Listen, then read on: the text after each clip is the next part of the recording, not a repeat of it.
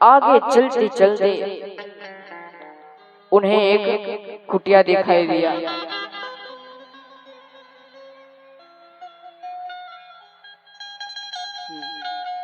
तब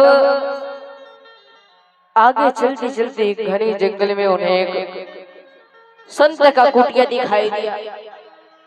संत का कुटिया दिखाई देने के बाद माता सबरी सोचे कि चलो लुक छिप के रह लेते हैं, क्योंकि मैं भिलने की जाति हूँ, वो ब्राह्मण है, मैं उन्हें छूऊंगी तब वो छुआ जाएंगे, इसलिए मैं नुक छिप के रह लूंगी यहीं पे, और मैं अगर जो आगे गई तो गांव वाले मुझे तंग करेंगे। ऐसा सोच के माता सबरी वहां नुक छिप के रहने लगे। और देखिए इधर, अच्छा बताइएगा वो कुटिया देखिए किनका था? वो जो कुटिया था वो मतंग ऋषि का कुटिया था। कौन ऋषि? मतंग ऋषि। वो मतंग ऋषि का कुटिया था। उसी कुटिया में माता सबरी रहने लगी नुक छिप के। और मतंग ऋषि के साथ देखिए कैसा कैसा व्यवहार होने लगा। मतंग ऋषि जब सुबह उठते और जब बाहर निकलते तो देखते कि पूरा आंगन एकदम साफ है, नीपा हुआ है, एक पत्ता नहीं है वहां गिरा हुआ। ऐसा कौन करता है? और मतंग ऋषि एक थाली में भोजन लगाते तो दो दो थाली में भोजन लग जाता था। मतंग ऋषि सोच रहे हैं कि ये क्या हो रहा है मेरे साथ? जरूर कुछ ना कुछ अदृश्य शक्ति मेरे साथ ऐसा कर दे। तो मतंग ऋषि अपने कुटिया से बाहर निकले और बोले जोर से चिल्ला के कि ऐसा ऐसा काम जो करते हो तुम, जो कोई भी हो, जल्दी से मेरे सामने प्रकट हो जाओ, जल्दी से मेरे सामने आ जाओ। तुम भूत हो, प्रेत हो, देवता हो या देवी हो या मनुष्य हो, कुछ भी हो, तुम मेरे सामने प्रकट हो, तुम मेरे सामने पहुंचो, वरना मैं श्राप दे दूंगा। माता सबरी जैसे ही श्राप का नाम सुनी, श्राप से तो हर कोई को डर लगता है, हर आदमी को डर लगता है,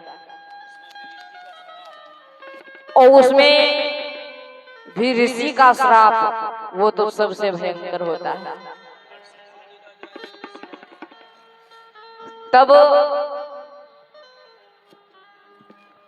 देखिए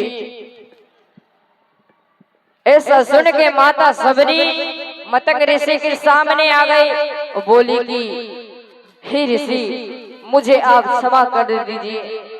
माता सबरी रोने लगी, हे ऋषि आप मुझे क्षमा कर दीजिए, मुझे श्राप नहीं दीजिए।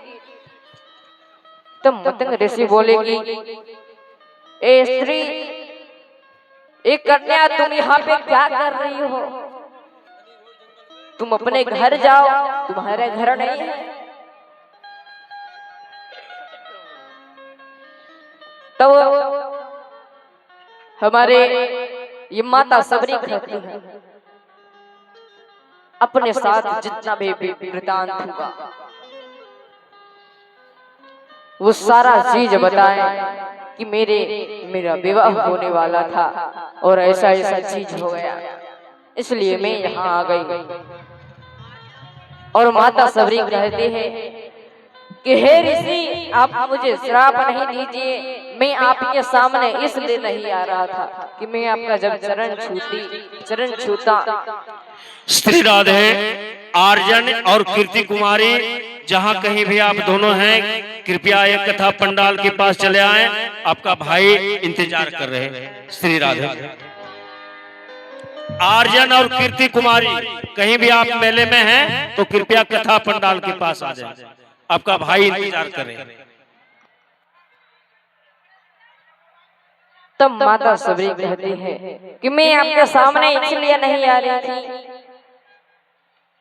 कि मैं आपके चरण छूती तो आप छुआ जाते, आप छुआ जाते। तभी और ये अभय पुरुष सिकंदर कुमार की तरफ से ये बहुत बहुत पुरस्कार आया है। जय जय और पवन पुत्र हनुमान इन पे कृपा करे, ये दाता का खाता कभी खाली ना करे। तब मतंग ऋषि कहते हैं कि नहीं सबरी,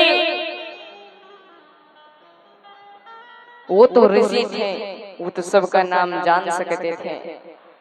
तब वो बोले कि नहीं सबरी, ये जो भक्ति है ना,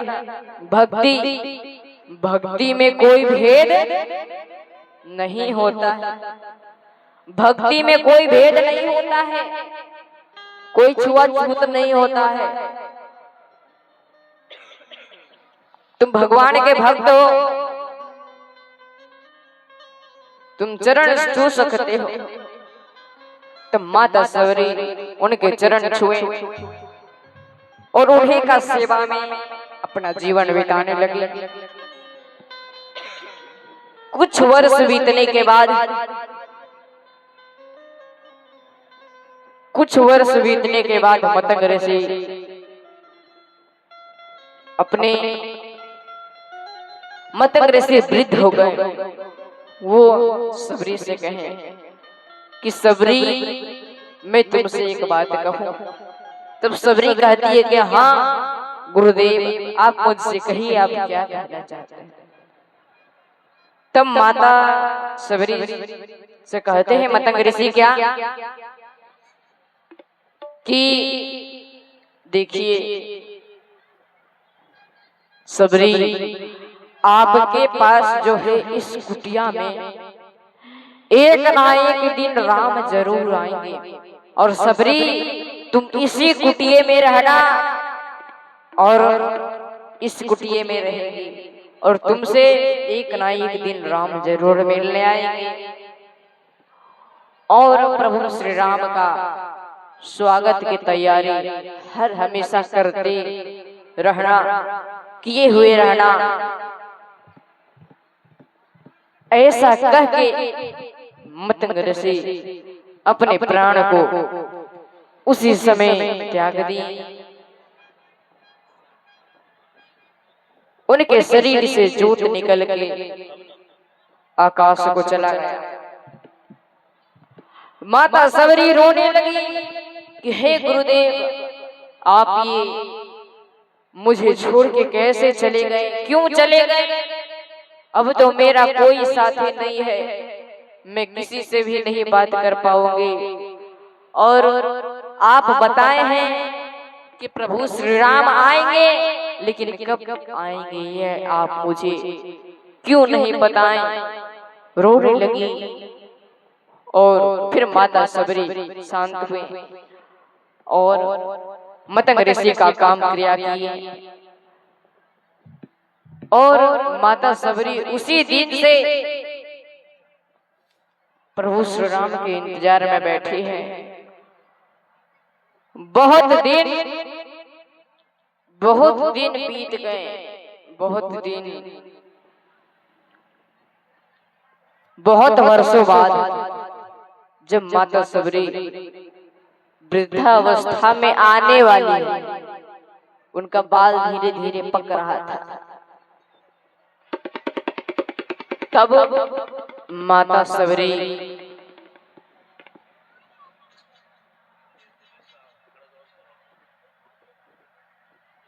बिंदेश्वरी साव, जो कि खरगोन के रहने वाले हैं, उनकी तरफ से ये बहुत बहुत आशीर्वाद आया है। और ये पवन पुत्र हनुमान करे, कृपा करें कि ये दाता का खाता कभी खाली ना करे।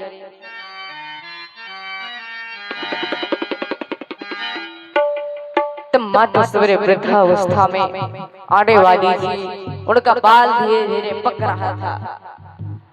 तब माता सबरी एक कागा से बोलती है कि हे कागा,